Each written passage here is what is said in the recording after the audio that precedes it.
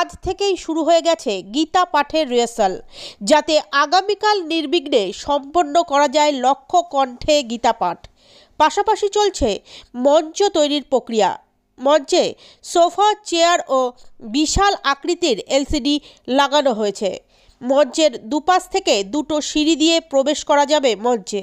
এর পাশাপাশি রাস্তা থেকে ব্রিগেড প্যারেড গ্রাউন্ডে অর্থাৎ সরাসরি গীতা পাঠের আসরে পৌঁছানোর বেশ কয়েকটি রাস্তা তৈরি করা হয়েছে উদ্যোক্তাদের তরফে।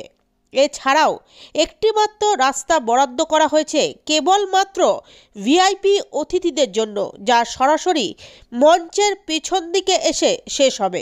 গঙ্গাসাগর মেলায় লোকেরা যায়, কেউ ভাবতেই পারবে না, কিন্তু পশ্চিমবাংলায় আজকে রিস্ক আছে।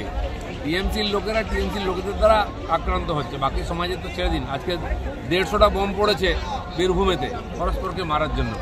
এটা তো কাশ্মীরে একটা ঢিলও পড়ে না ওখানে। উনি বলেছেন এটা আমাদের কাছে লজ্জার বিষয়।